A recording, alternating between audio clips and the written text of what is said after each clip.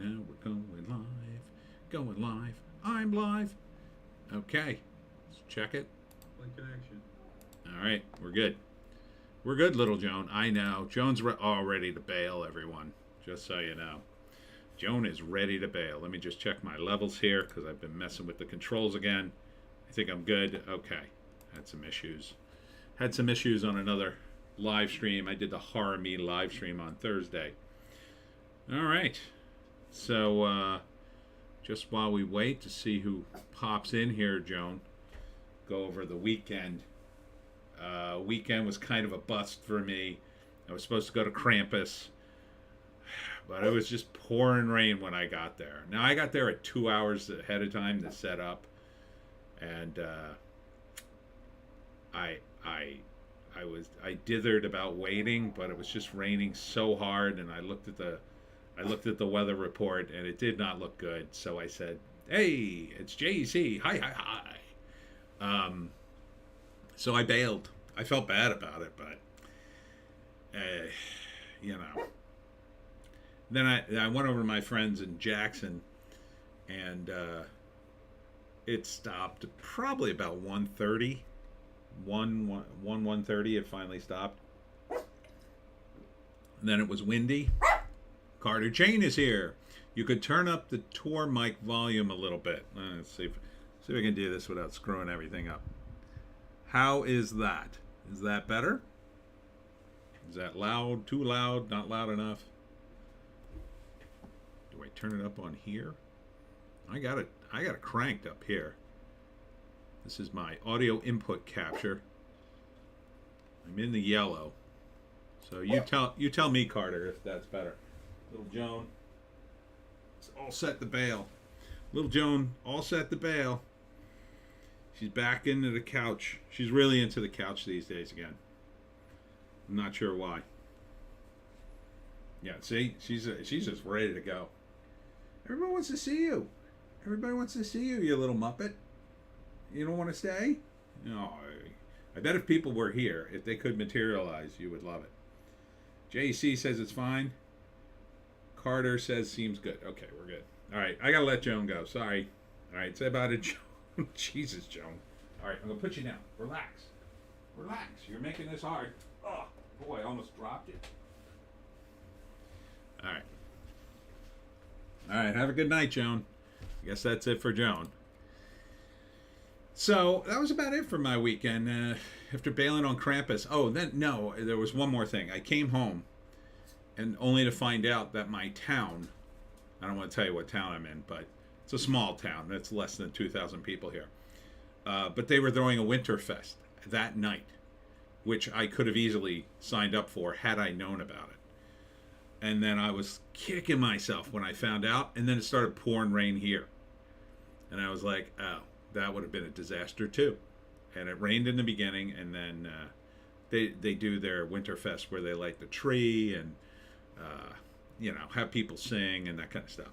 So, but the one thing we have now in town is a place that sells banana-related treats, which I love. So they have banana ice cream sandwiches. And what it is, it's banana bread for the sandwich part, and then ice cream with bananas in it. Yeah, that's good stuff. If you like bananas, I love good banana flavored stuff. So I splurged to cheer myself up because I made no money at Krampus. I ran out and spent some money. I wasn't depressed. I was just like, oh man, I made no money. I shouldn't spend money, but then I did. I'm bad. Anyhow, let's get into the Hollywoke hot take. Let's get right into the numbers. Right into it. Violent Night did pretty good. It didn't beat Black Panther in its fourth week, but it did pretty good. 13 million domestic, 20 million overall. That's not bad for a movie like that. I can't imagine it cost them much more than 20 million. So they're gonna make money on that film, I think. They didn't do a tremendous amount of advertising with it. It still feels, well, I mean, they got Leguizamo and David Harbour. How much could they have paid for those two guys? I don't. Maybe David Harbour, because he's kind of hot right now, but definitely not John Leguizamo. He's on his way out. So they're the two biggest stars, and then everything else, I don't know. Maybe this movie cost. Maybe it cost $20 million. In which case they got another $20 million to go, but I think it'll do okay. You know, it could easily make the rest of that and then some. Because next week it made $13 million, so next week it'll be $6 million and maybe another $3 million internationally. So that'll put it at $30 million, and then, you know, another few weeks making $1 million a week, or two or $3 million a week. Yeah, I think it could break even at least.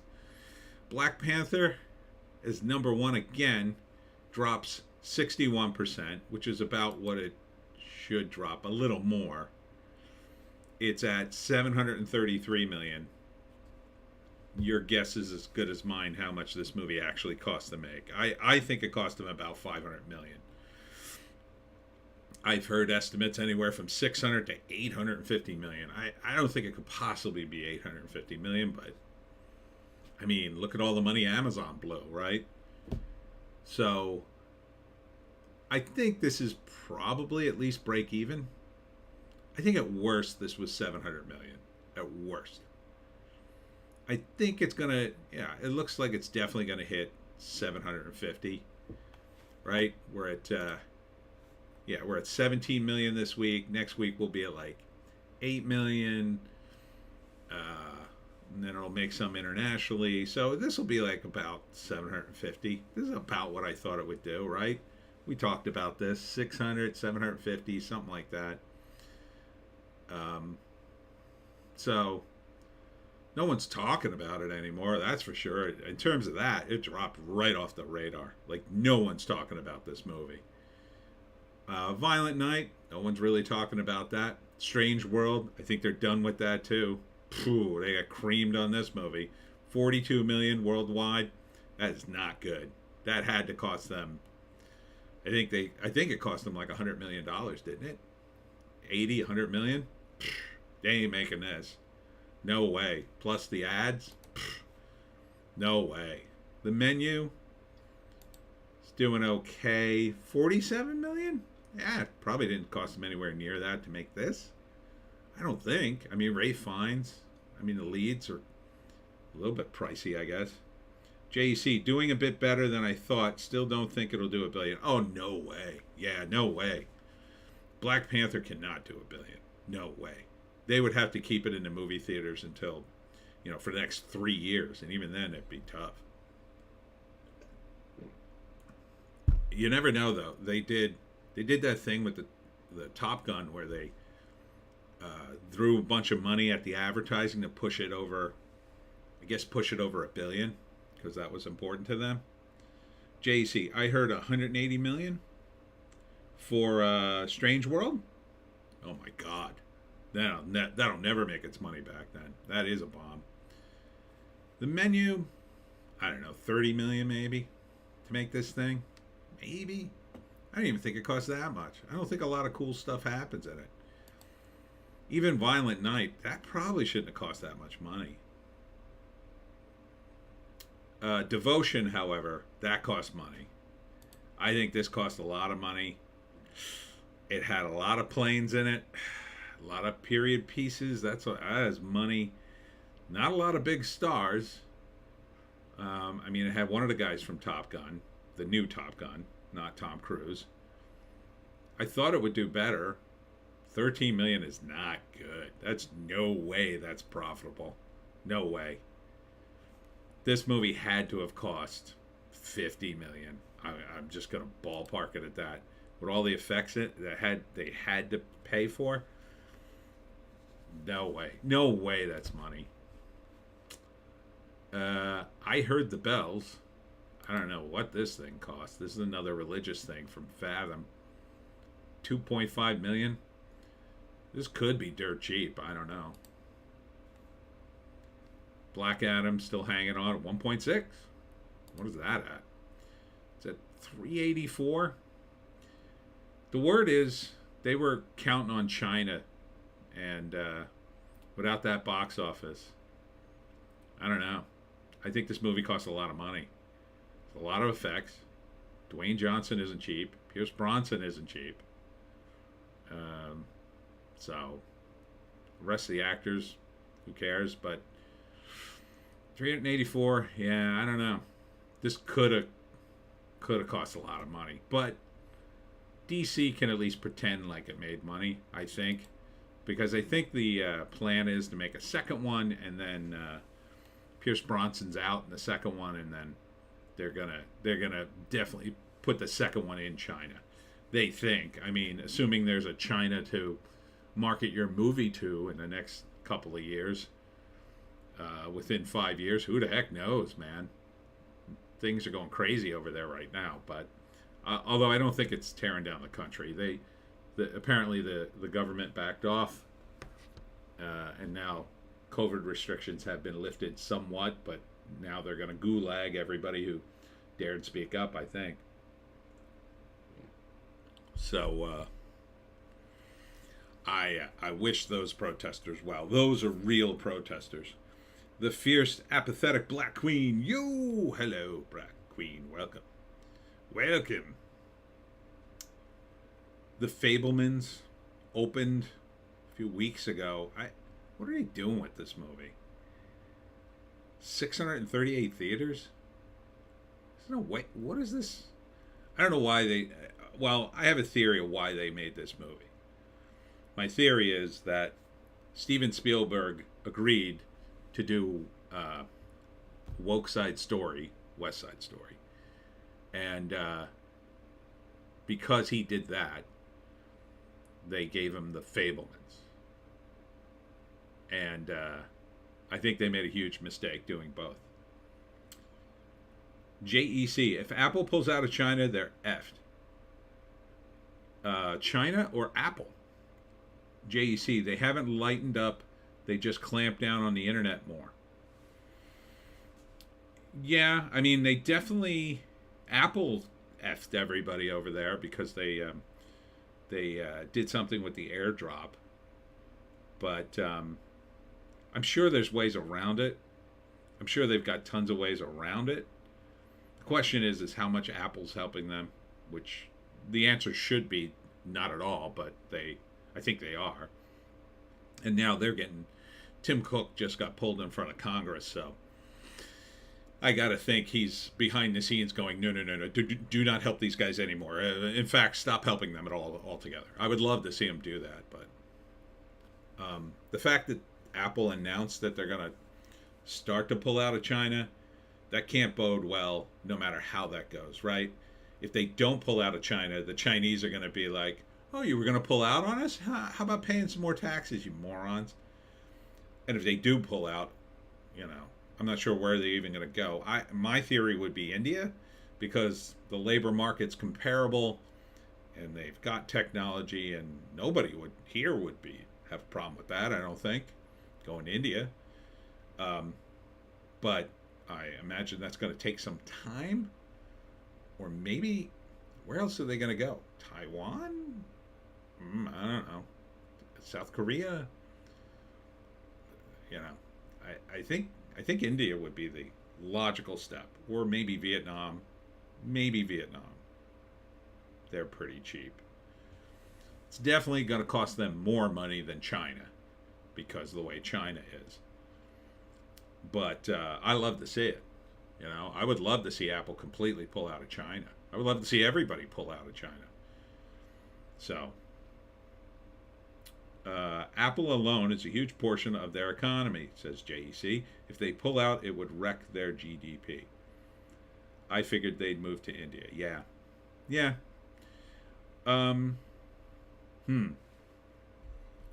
Yeah, but I don't know. It would.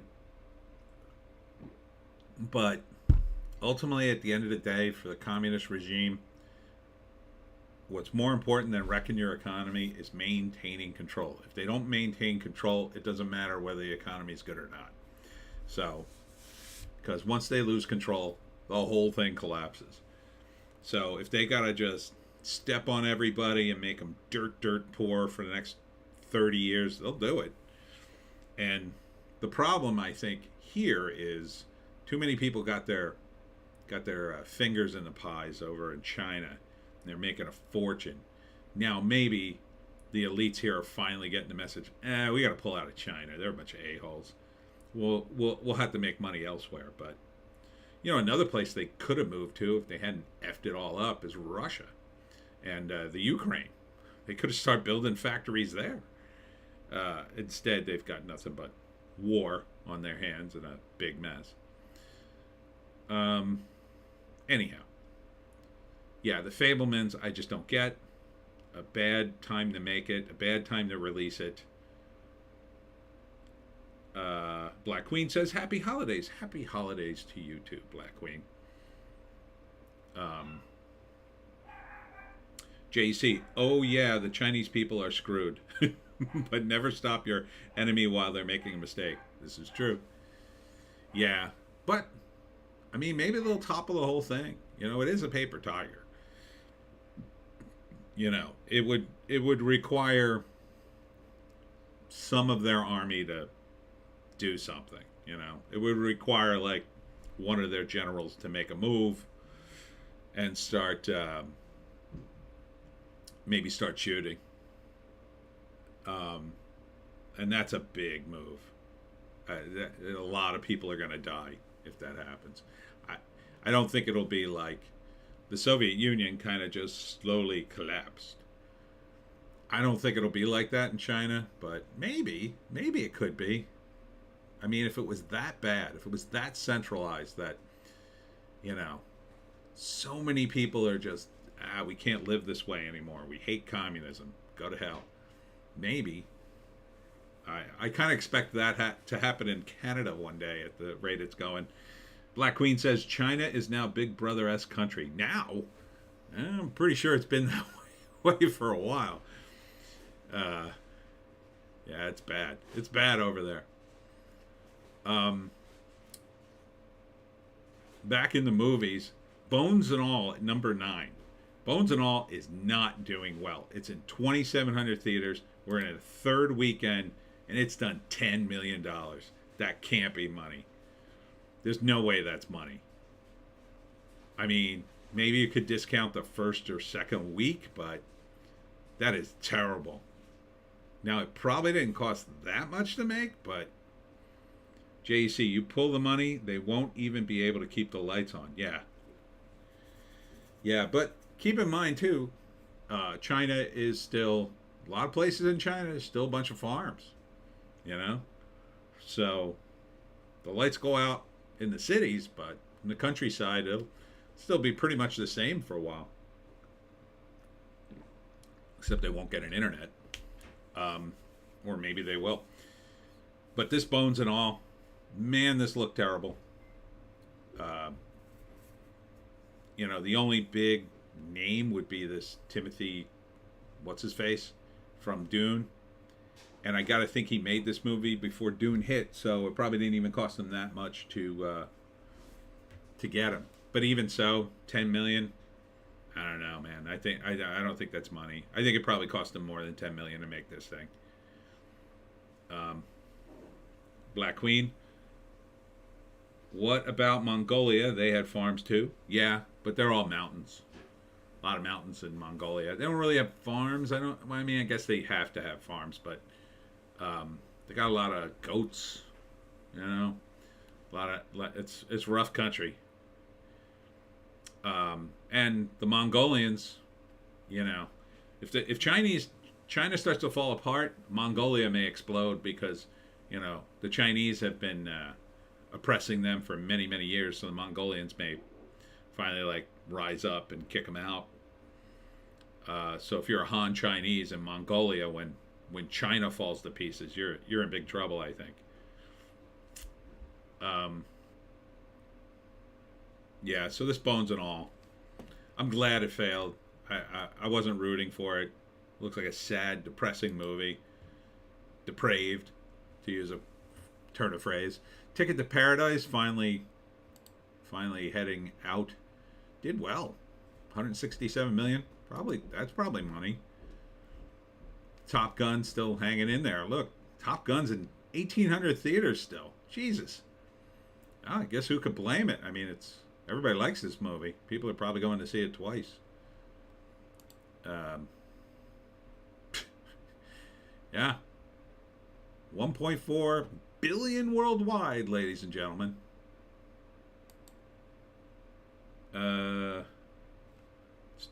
Black Queen says Mongolia, where no man land.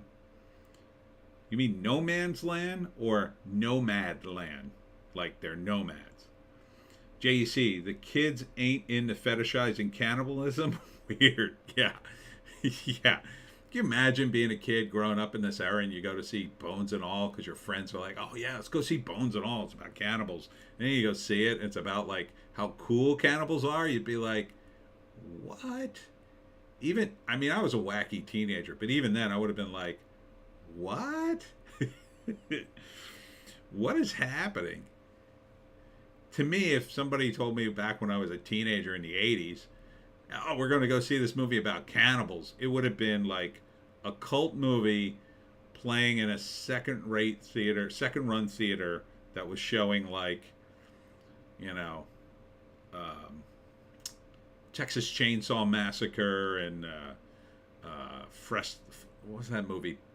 Flesh Crazed Maniacs or Blood Crazed Maniacs, and like Hills Have Eyes, and all those weird movies. Oh, we're going to go see a cannibal movie? Cool. And it would just be like a ridiculous free for all of blood and guts, and it would just be it'd be stupid, but you'd laugh at it kind of horror movie. Go see Bones and All, where they're trying to be super serious about cannibalism. Cannibalism's cool, kids.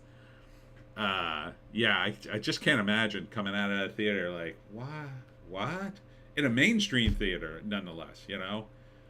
Like, I used to go to these rundown, they used to have these theaters, not so much anymore. I think there's maybe one left, but you'd go to these theaters and see these crazy movies because back in the day, kids, before videotapes, before the internet, you couldn't see old movies anywhere else. So you'd count on these second rundown theaters. They were basically, the old theaters that nobody went to anymore. They were usually small and old, and you would see these crazy movies, and it'd be fun. I think there's still one in Philadelphia called the Roxy Screening Room. That's one. Not that I would go to Philadelphia anymore if you paid me. Black Queen says, manga kick Hollywoke ass. It sure does. I was about to get to that. Where are we? Hit the first case. I think this is a manga. No, not this one.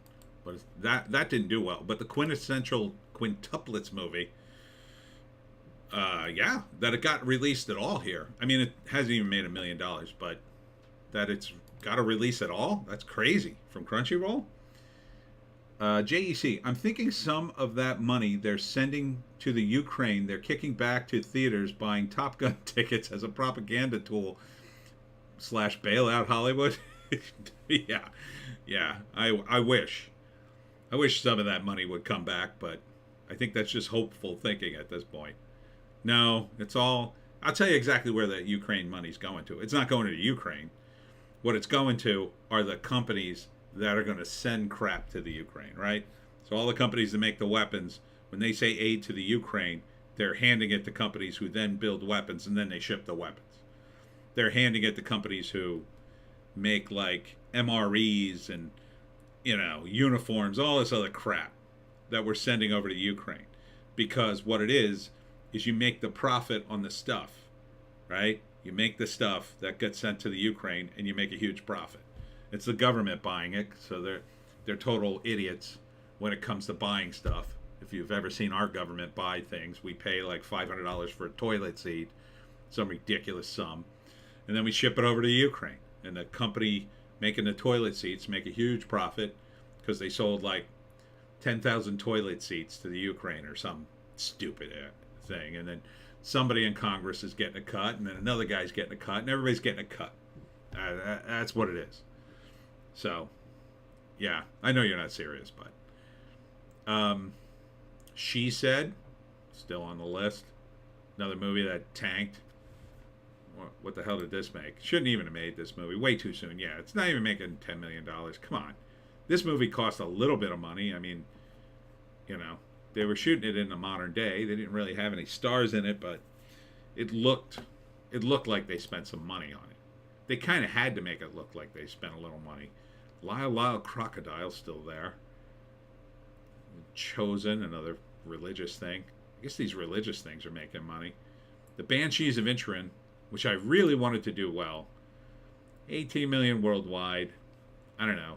Doesn't look like it costs much to make, but I still want to see it. This will be Oscar bait, so maybe. And then Smile's still on the list, but that's about to drop off. Way down here is spoiler alert. This was the gay romance movie starring the guy from The Big Bang Theory who's gay. And I'm not into this, but it looked way better than, say, something like Bros. Bros looked embarrassing, like embarrassingly gay. This looks at least like, it's just a romance movie with gay guys.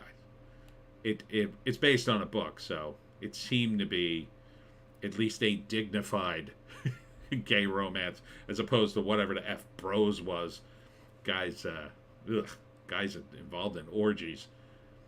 And then also down on the list here, The Eternal Daughter opened. 29 theaters. That doesn't seem to be. I'm not sure what this is, but Tilda Swinton is in it, and she plays her the daughter and the mother. So could be interesting. Doesn't seem to be doing well though. Something called Decibel, which is I think it's another anime movie. I'm not sure. No, nothing else on this. Also just opened. And something called Loudoun County and the Road to Black Power. I don't know what this is. Never heard of this, but it's only made $4,500. Jeez, that doesn't sound good, but it's only in 6 theaters, so I don't know how it got on the list, quite frankly. A movie makes $4,500. I mean, look at this. Meet Me in the Bathroom? What the hell is this? Meet Me in the Bathroom. I have no idea what this is. Hold on. I got to find out what this is. Summary. Welcome to pre-9/11 New York City, where the world was unaware of the profound political and cultural shifts about to occur, and an entire generation was thirsty for more than post-alternative punk rock plaguing MTV. In the cafes, clubs, bars of the Lower East Side, there convened a group of outsiders and misfits full of ambition and rock star dreams. When the Strokes secured a residency at the Mercury Lounge in 2000, the scene had previously been ignored by record labels, and music magazines took off. Okay. No idea what that is. It's made $312,000. But it only made $1,400 this week, so I don't know. Down 81%. Jesus. It's only in 6 theaters, though. It's like, why even release the damn movie if it's only in 6 theaters? But I guess this is I don't know, maybe it's like a testing ground. Well, this one's only in 3 theaters. That seems pointless. But not pointless if you own the movie, I guess, and you're making the money. One of the movies I worked on, JEC, is it a documentary about the Strokes? I think so. It sounds that way. Or a documentary about that era and that scene.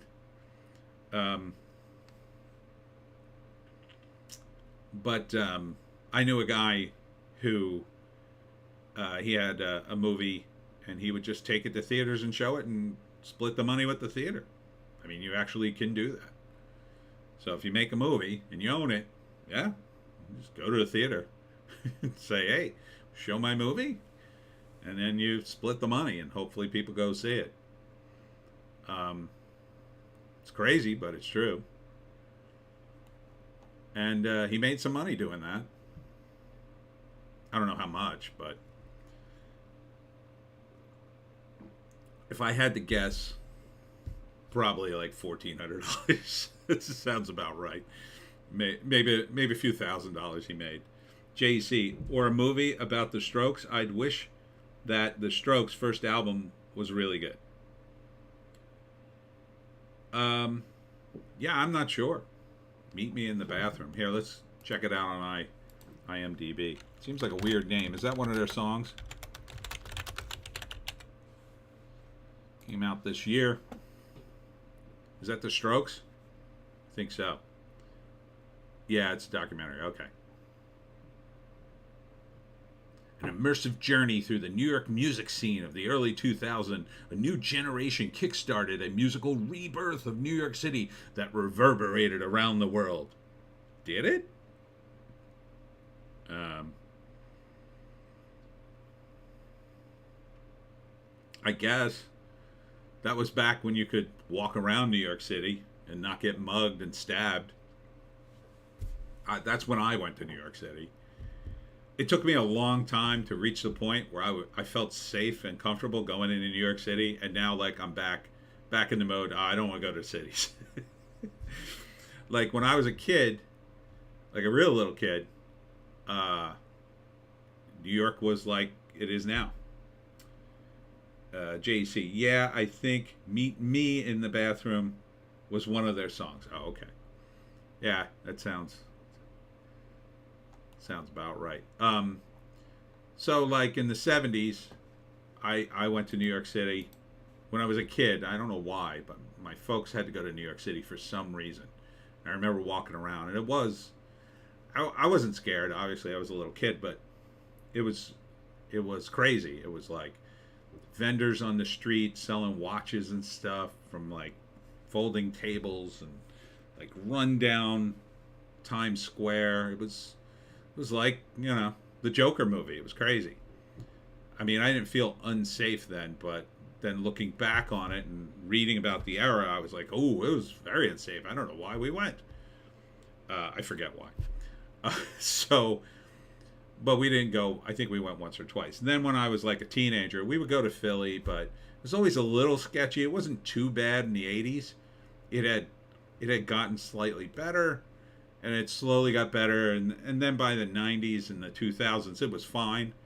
And I would go to New York and mostly to Philly all the time. And there were still problems. Like I had my car stolen, like a car broken into, things like that. But never really had, knock on wood, any major issues. Didn't know anybody who was stabbed or killed or anything like that. Now it's a free for all, it seems. JC, Strokes were a good band. They were all hipster trust fund kids, the type of people who ruined New York. LOL. I like the Strokes. I like a couple of their songs. I forget which one I really like. Um, I can't remember. But Black Queen, thoughts on Wednesday series? Well, everybody's telling me it's really good. So now I kind of want to see it. Like I had a friend, he watched it with his daughter was watching it, and then he watched it. He said it was really good, and he's a fan of he's like me, he's old school. He likes the original series. My initial reaction was, it looked okay, but I felt like they were going to turn it into their own version of Buffy the Vampire Slayer, right? That's the way it looked to me in the trailer. Now he saw it and said, "Oh no, it's pretty good." So I don't know. I kind of want to see it now, so I'm probably going to watch the first episode and review it. JEC, Is This It was a good album. Okay, I don't remember the albums. I don't remember albums. Albums aren't even a thing anymore, are they? But yeah, I mean, I'm probably going to give Wednesday a chance only because I have Netflix and I can watch it. But I was very skeptical watching that trailer. Still am a little bit. I didn't like some of the things in the trailer, but I'm still sort of mad that they didn't just put Christina Ricci as older Wednesday. I just feel like that would have been such a better move, but I got to get over it. I also feel like they could have cast Christina as Morticia. Would have been fine. But I think she's in it as some other character. Catherine Zeta-Jones, Luis Guzman, Fred Armisen. So they got some real people in it. So I don't know. I'm going to give it a chance. Some point I'm going to watch Wednesday and review it. Not today, but maybe tomorrow or this week sometime. So what did you feel? Did you see it, Black Queen? Did you see Wednesday? Did you like it? My friend loved it. And like I said, he's a tough critic on a lot of things. So guy like him, I will sort of trust his judgment on most things like that. I was over his house this weekend after Krampus went belly up on me, and we watched. He has Disney Plus, so we watched the Guardians of the Galaxy Christmas special. That was pretty good, pretty funny. Kevin Bacon's funny in it. Everybody's funny. Drax is still funny. It felt very much like the first movie. Mantis is very funny in it. And it's really Drax and Mantis the whole movie. And then Chris Pratt is sort of like our supporting character, really. And the other characters. So that was fun. Also watched Werewolf by Night. I thought it was fine. I didn't think it was the greatest thing. Black Queen says, no, I heard it's good. Yeah, I don't know. Give it a chance, I guess. If you like that. I mean, it's hard to say with the Addams Family because there's been a few incarnations, you know. The original series I just think is great, but that's what I'm used to. The movies I thought were okay. I didn't totally get into them, you know. But it annoys me when the actors are still alive and they don't bring them back for some kind of cameo, which they didn't do in the original movies. But the other thing I saw was, like I said, Werewolf by Night. I thought that was pretty good. You know, I'm never going to buy Disney Plus. I would only see stuff like that for free over somebody else's house. But I have to say, those two were decent. The Werewolf by Night thing, though, felt very much like a TV show rather than a movie. It was like a 55-minute movie. I guess they were shooting a pilot. I don't know. I'm not sure where they're going to go with this thing. It was very bloody, and that was kind of cool, but it was a little bit woke. It was a little woke. It wasn't overtly woke, though, which was good. Like, if you're going to be woke, at least shut the hell up about it and just slip it in there. So that's kind of the way Werewolf by Night was. So they had like a character in there. He looked like a androgynous David Bowie type, but it's supposed to be, it's all in black and white. I guess it's supposed to be in the 40s, and I just thought, okay, so they're slipping in a trans person without saying they're trans, and so that was weird. And then like all the hunter characters were various different races, so that was sort of like the whole diversity rainbow thing. But then they kill a bunch of them, so that was cool. Actually, they kill them all, so that was cool. It was like, oh, okay, so you're not being super woke, but you're throwing in other actors. That's fine. Was the black and white distracting? A little. It was distracting in the trailer. JEC asked me. It's a little distracting. What they did was they did kind of a Sin City thing. So everything's in black and white except one thing, and that's sort of the important MacGuffin in the, I won't give it away, but in the story. So that was kind of cool. The problem with the black and white I had with it was too crisp. They even put like an old film effect over it, but it's the visuals are still too crisp for that. It didn't look like film. It wasn't shot on film. It was shot with color, and then they turned off the color.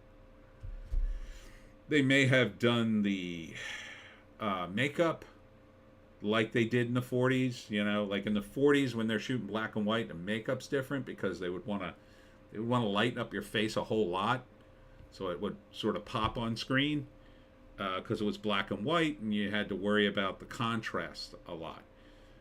So it was just too crisp. It just didn't look like movie. It was like fake movie. And, you know, it was good. I didn't like it as much as my friend. He's a fanatic about Werewolf by Night. He loves the comic. So he thought it was very good. I thought it was okay. You know, Man-Thing is in it. He's okay.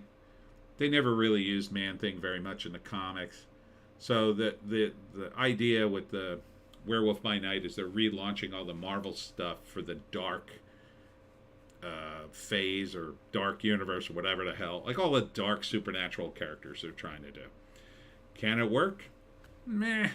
I mean, I wasn't like gung ho about the next episode of Werewolf by Night. I thought it was okay. Um, you know, and I didn't think the werewolf looked particularly great. He looked okay. Man Thing looked awesome.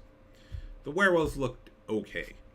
Like they kind of did it in that old 40s style of Wolfman, with some added bells and whistles, which I think are from the comic.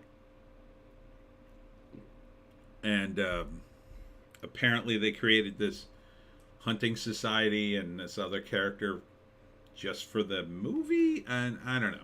It's okay. I wouldn't get Disney Plus for it. Guardians of the Galaxy was fun and funny. I like that a lot better. But I like fun and funny stuff. If you're a real fan of the Universal Monster movies, though, it's okay. And that's the thing. It's like Werewolf by Night was supposed to be a knockoff.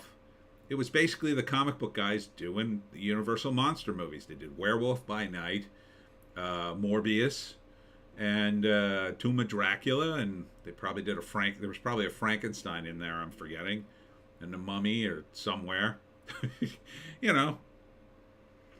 JC, Werewolf by Night, Man-Thing, Dracula, Man-Wolf. Is there anyone else in Marvel? LOL.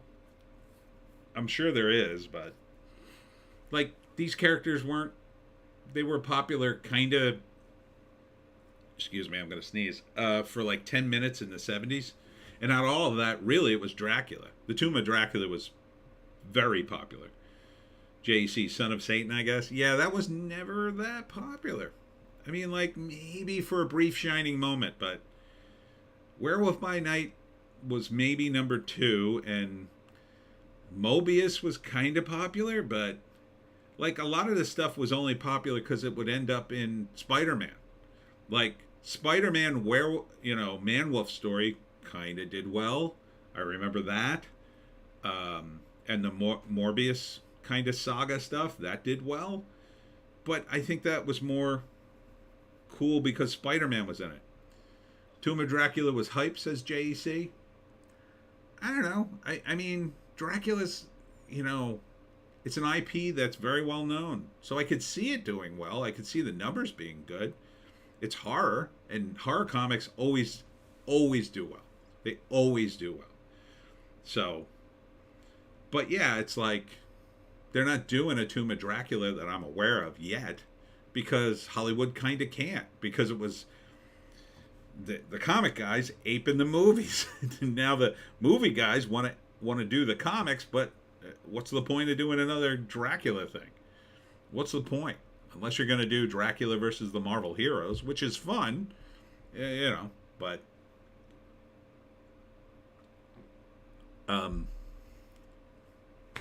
if you're going to do supernatural stuff, there's only so much you can do because a lot of it's from the movies.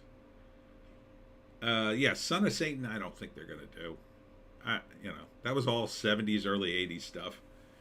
I remember seeing it, not when it was new, but like in the back bins, and I would just look at it and go, Son of Satan? Who would read this? This doesn't make any sense to me. But like Mephisto was sort of big for a while, but none of this stuff was really big. Not like Spider-Man, Iron Man, the Hulk. I mean, these were just also rans. So, I mean, Marvel's they just keep scraping the bottom of the barrel. JC, Gene Cole and Tom Palmer art in the Tomb of Dracula was hype. You mean it was hype that it was overhyped, or you mean it was hype? Are you using hype like it was lit? Or you mean, didn't they already make a Son of Satan show? Did they? God, when did that come out? I know they just introduced Adam Warlock, which when I saw him, I was like, who is that guy? He reminds me of Son of Satan, but I know he's not that. But he was another one, like Adam Warlock, like, you'd just be like, oh, yeah, It's like doing, Adam Strange in the DC universe. Every once in a while he pops back up, but nobody cares. Like some of these characters were a hit back in the day. Hype like it was good. Oh, okay. Yeah, no, that the art, and that's the other thing too. Like some of these books were just considered great because of the artwork. It wasn't even the story. So, yeah, you take the artwork away, and what do you got? Well, another vampire story, I guess. With all the resources at Hollywood's fingertips, it's almost to me pointless to buy a comic book company unless the IPs are worth a damn, because you could recreate all this stuff on your own, and the comic guys just recreated it for you. The other thing they should be doing is they should be developing comic stuff, like not printing the, like Marvel should be doing, like brand new creator owned imprints. Here's exactly how I would do it if I was running Marvel. After firing all the woke morons and making all the superhero stuff make money again. I would start more imprints, and I would say to the creators, listen, we'll let you own and control most of the print rights, and you can make a ton of money, but we're gonna want to own the movie rights, but we're gonna pay you to work on your own comic. And then I would pay them, and you would get probably halfway decent work out of them. JEC, Adam Warlock was a Jim Starlin character. He kept killing him over and over to no one else ended up using him. So no one else ended up using him, and most people didn't remember him by now. Yeah. Like Marvel did a mini series, Strike Force Moriarty, which was awesome and would make a fantastic movie, but I didn't even know if they can make it work, quite frankly, like they did in the comics, now that I think about it. But yeah, so most of the stuff now that they haven't made a movie out of, most of it's at DC. Like Kingdom Come. That'll be an awesome movie if they make that. It could be, anyway. There's a handful of other characters you could do. In Marvel, they've got, I don't know, 3 or 4 characters with a little bit of name they could do if they were introducing them. Like the Black Knight, they probably should have introduced already, but they haven't. He was okay.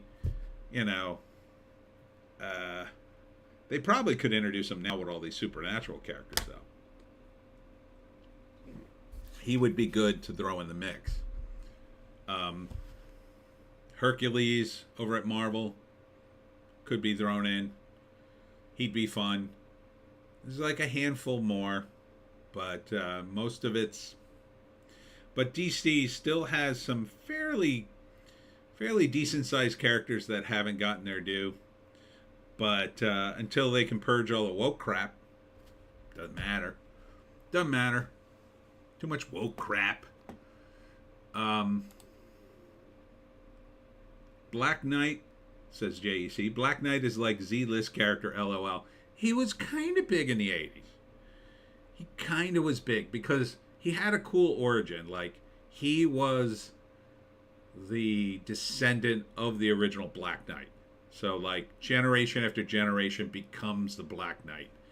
And he had the same sword and armor and, So it was like a long legacy and history you could draw from. It would be a cool movie. You could make at least one cool movie out of it. He doesn't have a lot of cool villains. I can't even think of one. But he was in the Avengers. So if you needed a guy to move into the Avengers just to have some kind of cool guy, Black Knight would be kind of cool. Let's see. What's going on? Al Strobel, Twin Peaks actor, dies at 83. And also, for those of you who aren't really old like me, Bob from Sesame Street died. Bob McGrath. He died here he is. He was one of the original human beings on Sesame Street. He was nice enough. I remembered him when I was a kid. This Willow series I hear is absolute nonsense. um, Heels versus Babyface, as over at Heels versus Babyface. He just trashed it, just absolutely trashed it. As did Doomcock. They just say it's total cringe. It's all girls. They pick like the dumbest characters to lead the quest, and just fly everything in the trailer and show flies in the face of reason, and it's just awful. It just sounds like a worst piece of crap ever. I gotta be honest, I was never a fan of Willow. Never got into it. Glad I didn't now. And the show just sounds like a train wreck. I guess that's about it here at Variety. Oh, I know what I wanted to talk about. James Woods. JC, Willow sounds like a retard's D&D campaign.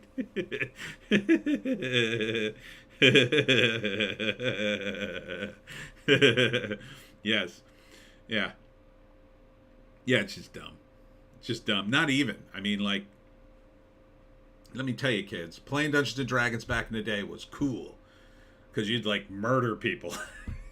It was pretty cool. And you could say and do things in the game you couldn't do in real life. And that was part of the fun. Now it's like, oh, there was an article. Oh, here's another article before I get into James Woods. They're removing the, like, when you make a D&D character, you pick various traits, right? And one of the things you pick is their race. So a race in D&D is elf, half elf, which is half human and elf, human, hobbit, or halfling, they call it in D&D, dwarf. These are races in D&D. Well, now, and they've added a million of them now. Well, now they're removing the term race from the game because they're worried that people think it's somehow racist to say, oh, I'm picking the race of my character. It's also true that, like, they don't have multiple race, like, they don't have, see, like, race in D&D is not like race amongst humans. Like, in D&D, humans are all the same. That's why they call them humans. Oh, you're a human. And elves, they're all the same. Oh, you're an elf. Like, in some respects, D&D is the perfect, like, world of, there's no racism in it.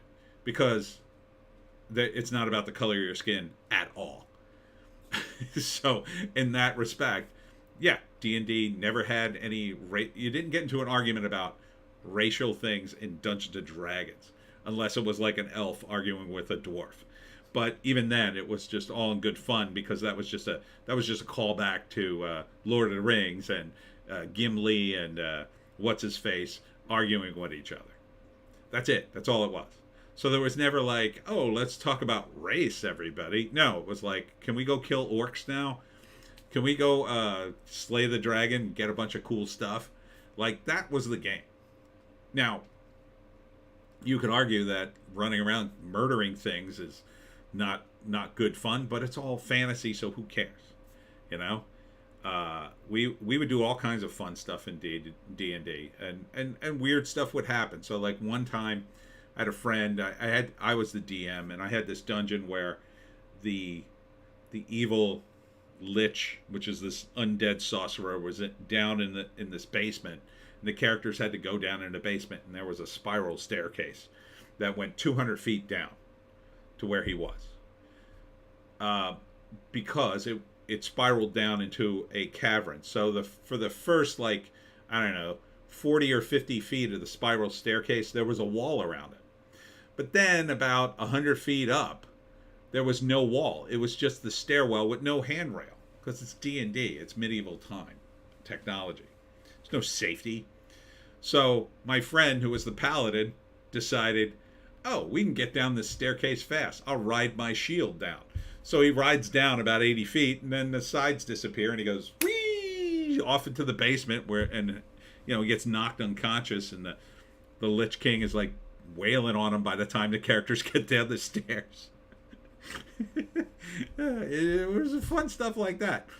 Or the time the same character and some of my friends, they they fell into they forgot to check for traps, and they fell in this trap and plummeted like, I don't know, like 100, again, like 150 feet. And that we determined through dice rolls, all the characters broke their legs, and I think one character broke his legs and one of his arms. He had one good arm, and he was the only one conscious with enough hit points, and he literally dragged himself across the ground carrying the other characters all the way back to where they could get help. And then the cleric healed them, and they came back to life and whatever, and went back and killed all the monsters. But it was just fun stuff like that. It makes no sense. You're just having a good time, and that in the early days you would have these spectacular deaths of your characters, and you'd have to make another one. And now it's about race for some reason. These woke tards have ruined Dungeons and Dragons. So if you ever hear some pink hair wants to play D&D with you, just give it a pass, because it's going to be a nightmare as they drill down into social justice in the middle of your game when you should be chopping people to bits. So just my rant about D&D. D&D used to be fun. Now apparently it's a nightmare. Oh, play my game sometime. I created Complete Mafia for D20. Yeah, that ain't no social justice warrior game.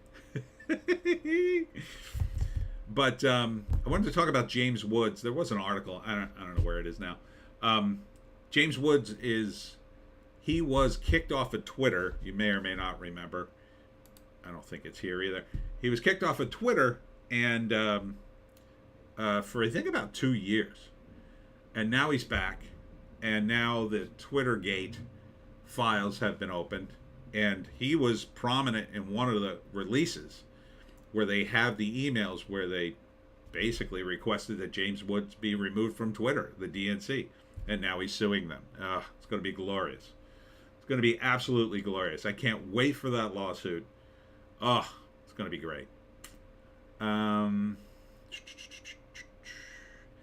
Academy President Janet Yang praises Jimmy Kimmel as Oscar host who can handle the show. Anybody gonna watch the Oscars? Yeah, I mean, Jimmy Kimmel can host the Oscars. I mean, who cares? He's probably the worst pick, even if he wasn't insufferable Jimmy Kimmel, right? Because Jimmy Kimmel you can see on any given night on ABC.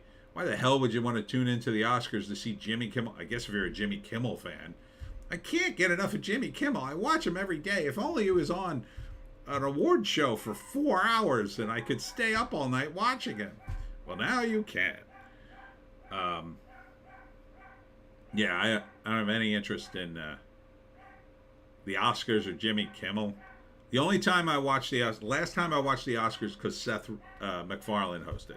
And I really wanted to see that at the time because I still had respect for Seth MacFarlane. Joan, shut up. I really had respect for Seth MacFarlane at the time. And he at least had the good sense to put William Shatner on, which was awesome. Of course, now if they announced him hosting, I'd be like, meh, I'll pass. He kind of shot his wad, I think, when he hosted anyway. I may have to go strangle my dog. Hold on. Joan! Come in here, Joan. Come here. She's not going to come. Here's another story. Ryan Johnson is pushing... Oh, wait. JEC. Every time I've tried to watch the Oscars, I've regretted it. Yeah, it's never very good. Even when it's good, it's not that good. I liked when Letterman hosted and when Seth MacFarlane hosted. But I like the contrarian host. Everybody hated those. But I thought they were okay. But the awards themselves are just boring and dull. And they're never satisfying. Ryan Johnson wants to put the Glass Onion movie back in theaters and wants longer run for next sequel. Because he's Ryan Johnson and apparently he gets to walk around Hollywood making demands. That this guy got another movie amazes me. I can't forgive Ryan Johnson for what he did to Star Wars. I blame him. Maybe if he hadn't taunted Star Wars fans, I could sort of just get over it. But yeah, I won't go see his damn movies. I won't give him any money. No money from me. No, thank you. No, thank you. For those of you who are fans of The Boys, Gen V, or Gen 5, has been, the trailer dropped for that. I almost reviewed it, but I like The Boys as a comic book. I thought the TV show was okay. This looks more of the same. I don't know. Maybe? I mean, how much more of deconstructing superheroes can you stomach at this point? At this point, I'm kind of burned out on superheroes. I kind of don't want these kinds of superheroes either. You know, I like the idea of deconstructing superheroes and kind of saying that they're crap and overblown and everything, but it's been said. So can we move on now? So, you know, at the time when The Boys came out, you know, I was really into comics and it was kind of cool and a breath of fresh air and daring and different. Now it just feels like more of the same with Gen 5 or Gen V or whatever the hell it's supposed to be. Oh,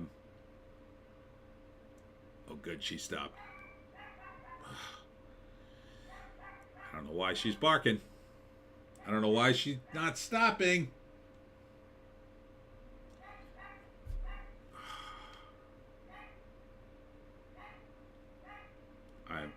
Hold on.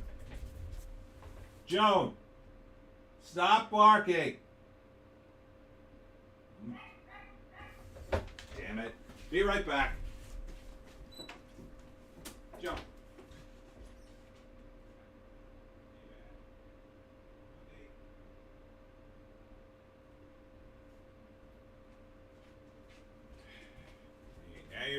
Now you've done it.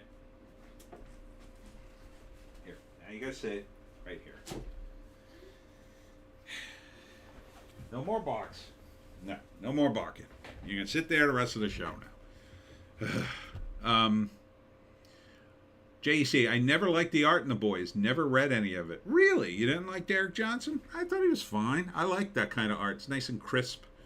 You're an artist, though. You have a higher bar, I think. You know, it's... I think I may have told you my friend who's an actor, he was the model for The Butcher. And he looks, if you want to know what he looks like, he looks exactly like the Butcher from the comics. Like, exactly. Yeah, I'm just sort of sick of that whole subgenre of superhero. I get it. Superheroes suck. Can we move on? You know, they don't all suck, number one. Number two, like, you know, it's just too dark for too long. If things are too dark for too long, I don't like it. And The Boys is just endlessly dark when you get right down to it. Yeah, some of it's outrageous and funny, but you know, in comic books, it was fun to read because you would read 5 or 6 regular comics and then you'd read The Boys. And so in that context, yeah, it was just like something different to have in your mix of comics. As a show by itself, it kind of, you know, can only do so much for me. Especially since it's so hard for them to apparently do a decent superhero thing, right? Sure, they've done good Spider-Man movies. They've finally done a decent Batman movie and a couple other decent movies, but they seem like few and far between now, right? It's like, how about doing a decent superhero movie or a decent superhero TV show? Just one that's really good. And I mean, you know, Green Arrow I hear was decent. I think I watched 1 or 2 episodes. Didn't blow me away. Like a really good one, you know, something really good. But they just can't seem to do it. I don't know why. So, and now with all this woke crap, they really can't seem to do one. So, what I think Warner Brothers ought to do is just do a damn Batman TV show, whatever the hell the cost is. Just take the money, you have and give it all to Robert Pattinson and Matt Reeves and say, please just do a weekly Batman TV show, 12 episodes a year, an hour long a piece, and do exactly what you did in the Batman movie. And just do it every week, an hour at a time. I think it would be spectacular. I think it would be the highest rated show ever. There would be the Batman TV show and everything else. Garth Ennis says JEC's shtick got old in the 2010s. Even he's sick of it. Only wants to write war comics now. Yeah, and I think they're developing a new movie based on one of his properties. I forget. I think it's called something like Jenny Finnegan, Time Criminal, or some kind of temporal criminal, something like that, which feels a little derivative of like Time Bandits and the such, but maybe it could be good. I don't know. He's at that level where like now they're just going through all his old stuff and trying to buy up all his IPs. Oh, let's make a movie of this. Why? What's this? Oh, this is the guy who created The Boys. Ooh, The Boys is a hit. Yeah, let's greenlight that. That's what they do. So they'll be, I assume they'll be taking Garth and picking him up by the ankles and shaking him until all his ideas fall out and buying up all of them, which is good for Garth, I guess. He'll make a lot of money, I hope. I hope one day they do that to me, to a certain extent. I mean, I don't want them to go running amok and do horrible things with my creations, but it'd be nice if they made a few TV shows and movies and can make a little money. Everybody keeps saying they read the Pineys and they go, "Ooh, this sounds like a Netflix TV show. When's that coming out?" And I'm like, do I look like the president of Netflix to you? Let's see. Over at Deadline, otherwise known as Variety 2. What was here? Pretty much the same damn things. Of course, they covered what sketches they were doing on SNL. I don't know why they do that. Oh, here was something. Disneyland visitor dies after fall from multi-story parking garage. This is the first time. Like, I don't remember ever hearing about deaths in Disney World. And now it seems like every month I hear about some poor visitor who died in Disney World. I don't know if it got less safe or it's just the fact that supposedly now Florida is running the show, the state government's running the show, and not Disney World. But the rumor is Ron DeSantis may be going back on that somewhat and compromising with Disney, which would be an absolute disaster for him, I think, if he did that. But I'm not sure how true it is. I've only seen one news source that says that's the case. That they released a statement saying, no, he's not going back on that. So we'll see what happens. New rumor claims Marvel Studios is reevaluating its release lineup for phases 5 and 6 over concerns about poor quality. Can you believe it? Someone at Marvel cares about quality. Yeah, I mean, I don't know what they're going to do.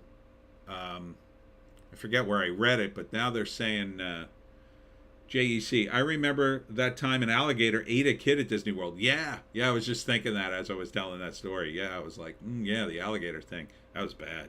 That was really crazy that happened. But yeah, phases 5 and 6. Now the rumor is that I think Feige released a statement about Ant-Man saying like Ant-Man 3 is the peak of Ant-Man or something like that. Like, I like the Ant-Man movies, but I don't think Paul Rudd can anchor the Marvel Universe at this point. No way. Not the way it was teed up. And I think the Marvel's movies going to tank. I think that's going to be the first official, real serious tank for the MCU. Like the Black Widow movie basically tanked, but it's kind of not because there were other variables or whatever.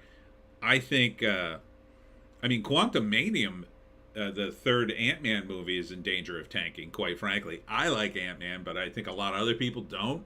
So I don't know how well that's going to do, but I'm not sure how much they're putting it, how many eggs in the basket they're putting.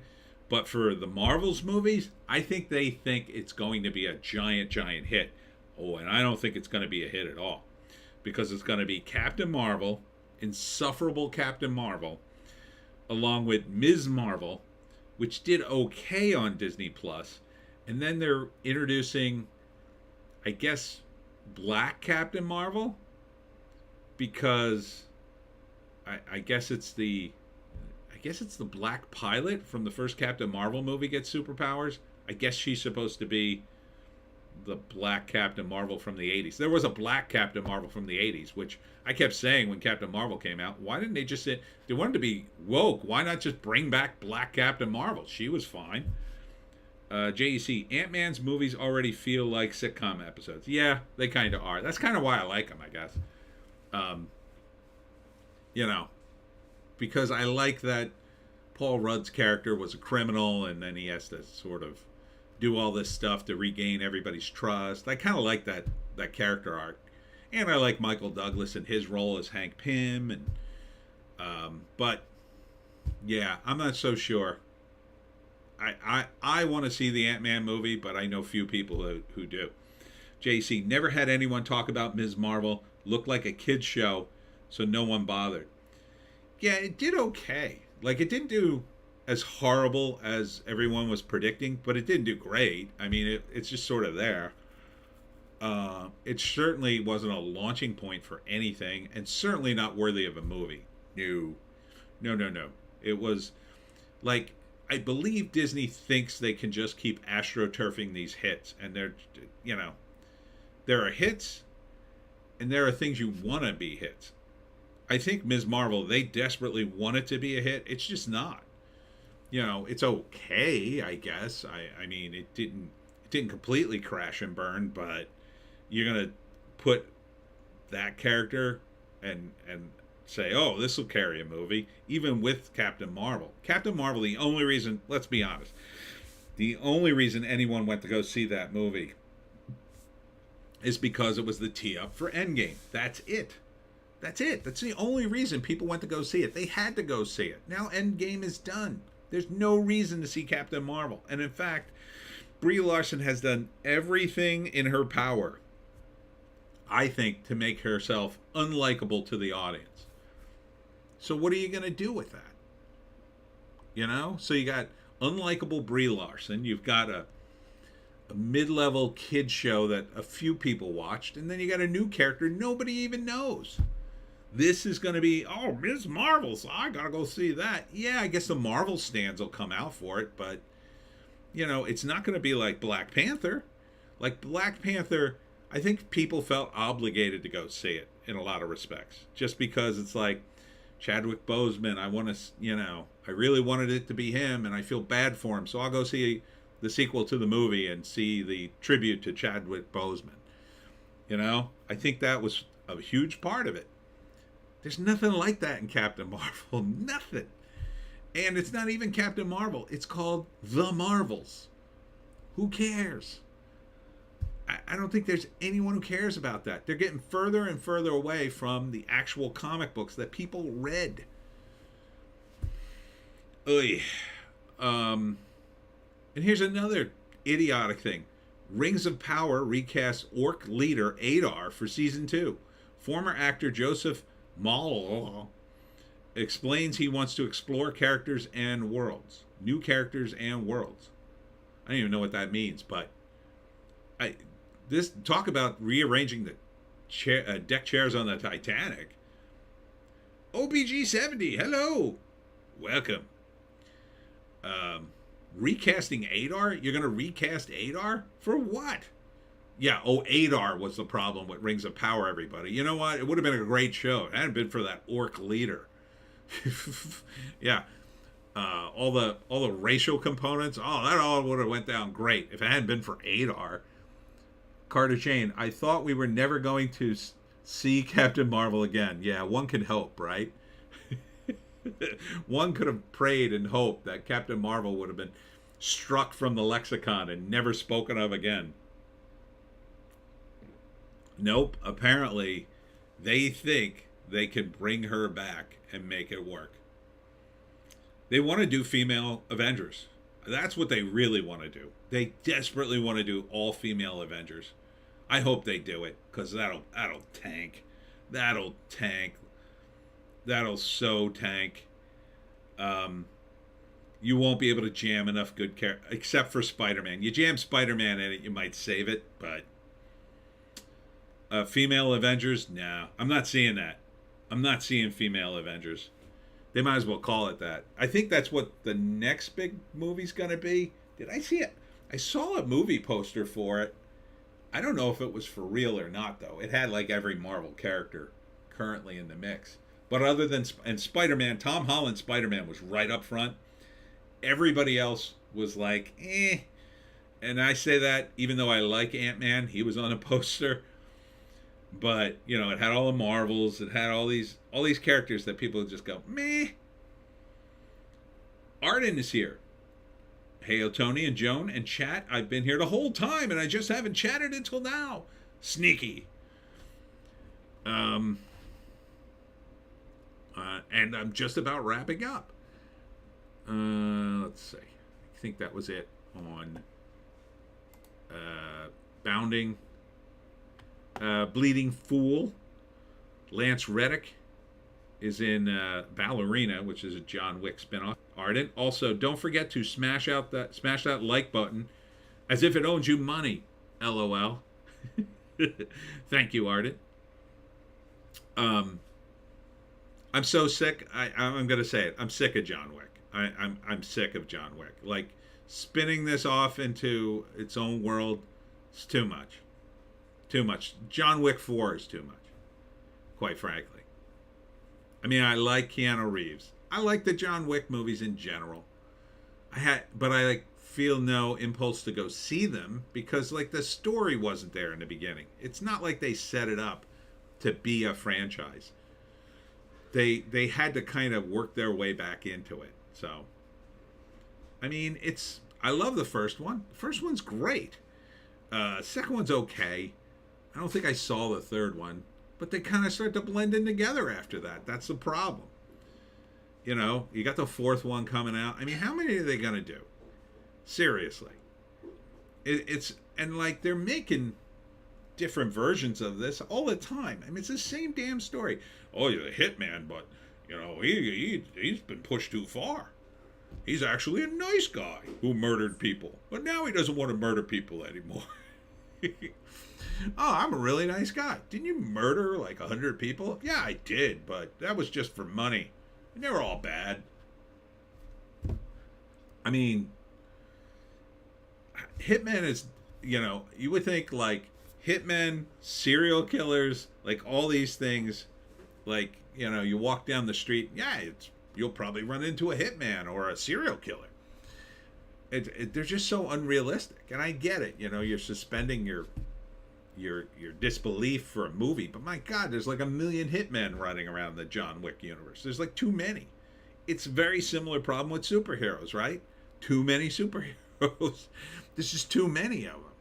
This was the problem in comics for many years. There's just too many of these guys running around. It makes them not special. You know, when you first introduce the concept of a hitman, it's awesome. But when you introduce like 40 hitmen, it's like it becomes routine. So, Michael Gandolfini joins the cast of Daredevil Born Again on Disney Plus, if anyone cares about that. I mean, he was okay in the Many Saints of Newark. They didn't give him much to do, I'll tell you that. I mean, he plays young Tony Soprano, and they give him almost nothing to do, which was a shame. Because I would have liked to have seen a Many Saints of Newark where you see Tony go through a change and he becomes Tony Soprano in a moment, like where he's like, that's it, I'm gonna bust this guy up, and now I'm just a total bad A, and I'm just gonna be a gangster. Like that moment was desperately. I talked a lot about the Many Saints of Newark. I wanted that movie to be good. It was not. It is an overproduced mafia movie. It's just so overproduced. And you know, the best scene is probably the beginning with Ray Liotta, and then after that, it's like, psh, why am I watching this? And they actually worked woke stuff into that movie. It just pisses me off. So Michael Gandolfini joining the cast of the Daredevil Born Again on Disney Plus. I don't know, man. Things are not boding well for the Daredevil Born Again TV show. Hate to tell you. Hate to tell you. And finally, this thing. So CCXP, where apparently everything got dropped, like last week or so, dropped this Blue Beetle poster. I just think this is a dumb move for DC. Of all the properties they have that they haven't developed yet, why are they doing this Blue Beetle? Like, the comic got hot for literally 10 seconds. And this is the old version of the Blue Beetle. It's not the Ted Kord Blue Beetle. And it's like, the only thing I can think of, they saw Moon Knight, and they said, no, we need a Moon Knight. Quick. Do we have anything? Yes, we have the Blue Beetle. It's kind of hot right now. Okay, put that in turnaround. But who the hell knows who this character is? I don't think enough people know who he is. There's so many characters in the DC universe they could do. Like, even doing Uncle Sam as a comic, you know, as a comic book character TV show would have been different, at least. I know they're not going to do anything that pro-American, but it would have been cool. Would have been different. I mean, Blue Beetle, he just looks like a crazy Martian guy. I don't know. I guess he's got magical powers. I don't even know.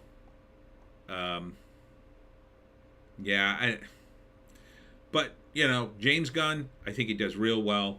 The Guardians of the Galaxy special was nice. So, anything that he directs, I'd give it a chance, sure. He's on a roll. He's on a roll. He's wrapping up with Guardians 3, which I think he's going to kill off. I think he's definitely killing off Chris Pratt, 100%. I think they want him dead in the movie, so they never have to bring him back. And then they could continue on. JC, they'd make Uncle Sam woke as hell. Maybe not. Maybe not in the new incarnation of the WB. But, yeah. I mean, now, if Zaslav still... I mean, Zaslav hasn't fired enough people yet. He's sort of slowly doing that in the slowest way possible, which drives me nuts. It's like the guy at CNN who said, "Oh, we're gonna remake CNN. It's not gonna be partisan anymore. Don't you worry. Oh, you haven't fired Don Lemon. Oh, well, we put him on in the morning, so he could be partisan there. See, like in the morning." Apparently, people love partisanship. You know, with your coffee. It'll be a little lighter, like light partisanship. But don't worry, the rest of CNN will be great. And then he just fired, I think, Chris Cillizza? And still Don Lemon exists at CNN. Still. Wouldn't he be like at least after Chris Cuomo, the first guy you would fire? Don Lemon at CNN. Boom. Gone. Because he's too popular. Or not too popular. He's the face. He's the face of CNN. Especially if you get rid of Chris Cuomo. He's definitely the face then. Cuomo technically was the face because his ratings were higher. Although I would say I always associated CNN with Don Lemon.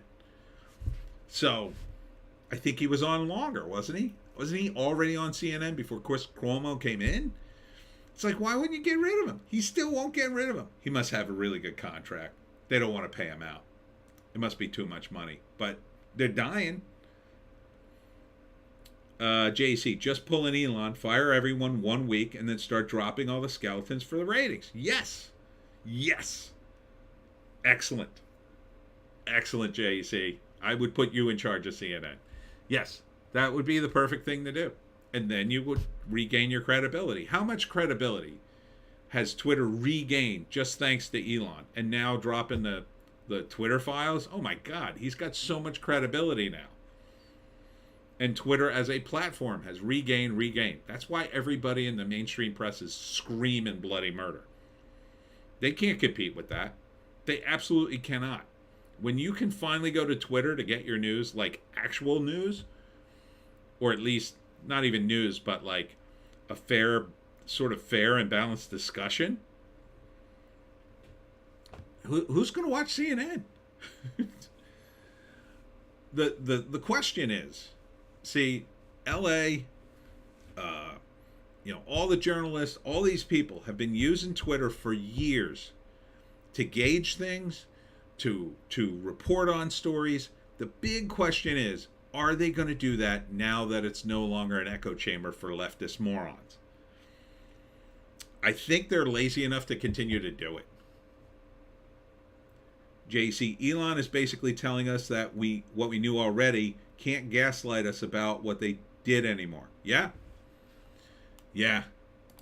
And it's so great. Oh, I can't wait this week. I bet he dropped something else. And what they did to Matt Taibbi, I don't know if you saw my video on that. I didn't do a separate video. I think it was in the news blast. Man, Matt Taibbi doing God's work, going through the Twitter files, and every shield journalist came out of the woodwork to trash him, all with the exact same phrase. How dare he do PR for the richest man in the world? I mean, just unbelievable. I'm sorry to get off on a rant about news and journalism again, but it dovetails into movies in that Hollywood's the same way.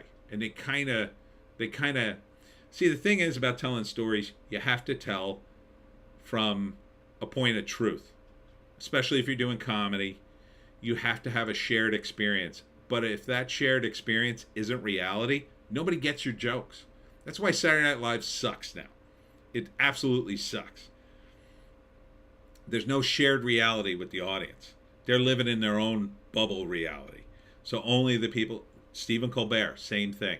His audience, if they're not super neoliberal, partisan Democrats, they're just, the jokes aren't going to land for them.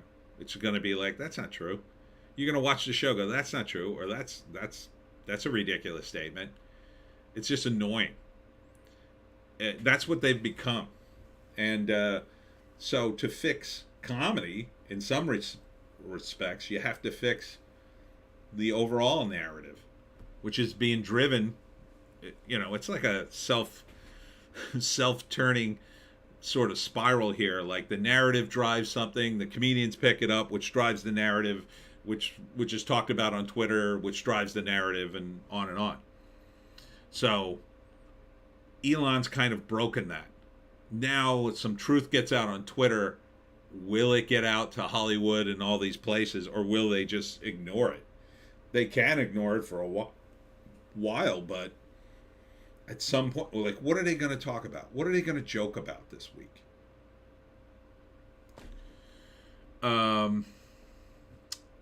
JC, I think Elon bought Twitter to reprogram the population to stop wrecking his plans. Turned everyone against China and their lockdowns to pressure them to let him run his factory unmolested by the CCP. Well, that's an interesting theory. I don't know, man. Elon has his factory in Texas, so I don't think... I don't think so. I think he just saw Twitter as a valuable tool that was being wasted. And he wanted to turn it into... And I think he saw money in that. Like, he could take it over and make money. And I think he is. I don't think it's at money yet, but I think very soon it will turn a profit. And once it starts turning a profit, I don't think it's going to stop. I think the $8 a month thing, I think that's going to be profit for him after a while. I think you're going to have a lot of people buying that $8 a month and paying for it. He's going to add more and more features. Most of the advertisers are back. I don't know what the hell he told Tim Cook. Here's what I think, though. I think he has some dirt on Tim Cook. at Twitter, and he basically told Tim, "Hey, listen, if you pull your ads, I'm going to let everybody on Twitter know what a total train wreck you are." And JC, he's got factories in China. Yeah, I know, but he could move them. And if the Chinese aren't buying his cars, what's the point of having those? You know what I mean? It's like, if Chinese society unravels, JC, I think if that wasn't his motivation, he very quickly realized the power he now wields. I think, though, if the Chinese government unravels, who cares about the electric cars? They're not going to care about them. In fact, I think it's likely nobody will be able to afford his cars even in China. You know, they're not under the same pressures we are here in the States. Like, people here, they feel obligated to buy an EV because they're woke and they're stupid and they have too much money. In China, even if the government doesn't overturn, the money situation there is getting very, very dire. And they won't think twice about hollowing out the middle class over there, like, instantly. Like, it won't happen here where it'll take decades. It'll happen in, like, inside of a year. These people will be broke and starving, if not sooner, if they're not already there now. And then forget about an EV. They'll be selling their EVs for food, because who the hell's going to be able to drive them? On top of the fact they've got problems with flooding, and if your EV gets caught in a flood, that's done. So, I don't know. But, I mean, I see your point. He certainly can influence it, but I don't think it's a major factor for him, but maybe. JC. Oh, no, I read that one. But we'll see. JC, he just opened the factory in China in like 2019. It's easier to brainwash the population to get off his D. Yeah, I mean, you have a point. Yeah. Tesla stock has been down, by the way. This is not financial advice.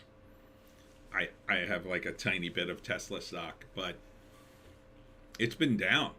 Like, it was practically double for a long time.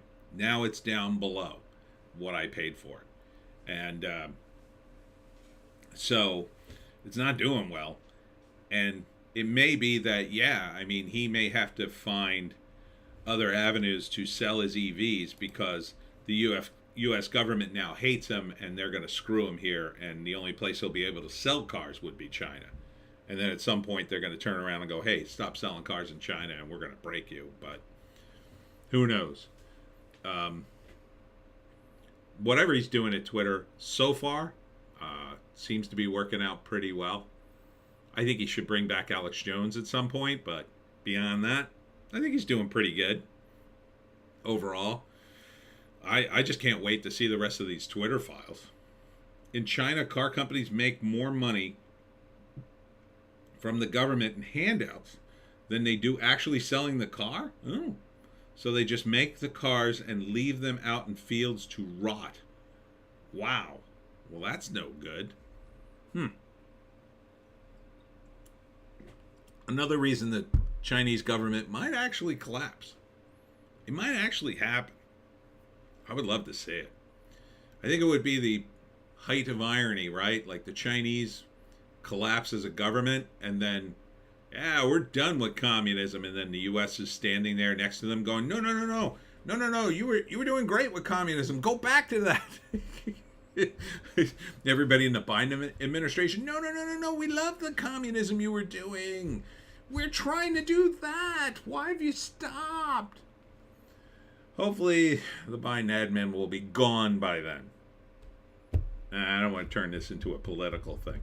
Anyhow, I think it's time to wrap it. Call it a show. Right, Joan? Oh, Joan's still mad. She's setting up. I'll let you down in a minute. Just relax. Any final thoughts before we go? I don't know. What's coming? Oh, well, I'm very excited about Cocaine Bear, as you all know. And it's in the top of, or was, where is it? Oh, most anticipated movies. Right at the top, Cocaine Bear. If you haven't seen the trailer for it, it's awesome. And I'm still shocked that Elizabeth Banks has directed it. But it's the only thing I'm looking forward to in the world of movies. So I hope she doesn't woke it the hell up. I would be really disappointed if she somehow woke that movie up. I don't think she did. I really don't. And then, all these other stupid movies. I guess, next week is, or maybe 2 weeks? Maybe 2 weeks is Avatar. Ooh. That is going to be like, how much movie is that going to lose? Or money is that going to lose? A lot, I think. It's got to be, I think it has to be the fourth largest grossing movie in history to break even. See, that budget, that kind of expenditure makes me believe that Black Panther, Wakanda Forever did cost $850 million. Maybe it did. Seems totally unthinkable, but maybe. So, anyhow, wrapping it up here. You want anything any final words, John? Okay. All right. Thanks for tuning in. Next signing, if you're in the Jersey area, I know none of you are, but it's at the Pennville Library. Pennville. And that's on Tuesday. I'll be doing my talk on how to hunt the Jersey Devil. And if you want to know more about the Jersey Devil, make sure you get a copy of the Pineys. Carter Chain, Avatar will be the new standard and epic box office fail. Yeah, and the sick thing is, I think doesn't he have 3 sequels planned? I know at least 2 more, right? I bet he's got that. I bet they're working on it now. I bet he's working on the 3rd one right now. I don't know why he wouldn't shoot both of them together. Seems like it would have been a smart thing to do, but God, the obscene amount of cost on that movie. And the weird things he's saying about like testosterone is a toxin men have to get rid of. What a weird statement he's proclaiming. Like, what a weird way to turn people off of just him in general. Like, why would you say that? Why would you make a statement like that? You're trying to promote a movie. And you say, testosterone is a toxin. You should get out. I forget what the hell he said. It's probably on Variety somewhere. I mean, it's just nuts. Why would he say these things? There's Cocaine Bear. God, it was like 2 days ago, I guess. And he just, I don't know why you would say these things. You know? I gotta look it up. Where the hell is it? There we go. James Cameron. James Cameron cursed out Fox executive who begged him to make Avatar shorter. Get the F out of my office.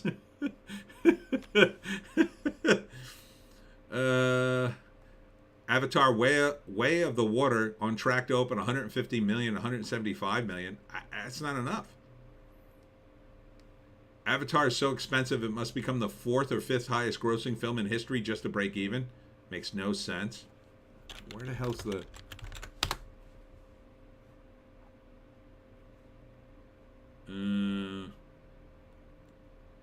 Something about testosterone being a toxin in men. Yeah, what? Yeah, doesn't say. I don't know. It was a couple of days ago, but it was such a weird statement from a guy who's, and here he is criticizing Marvel and DC. They act like they're in college and really don't have relationships. Yeah, that's kind of true. I think that's more on the Marvel end than anything, but so what? I mean, like, who cares about Avatar? Who cares? I just don't care about this. Yeah. I don't think this will be a hit. I definitely don't think it'll be the 4th grossing movie of all time. I don't see how it could be. All right. I gotta go before I rant anymore about James Cameron. Thanks for tuning in. I'm gonna go do the Piney podcast now. And we'll see you in the next one.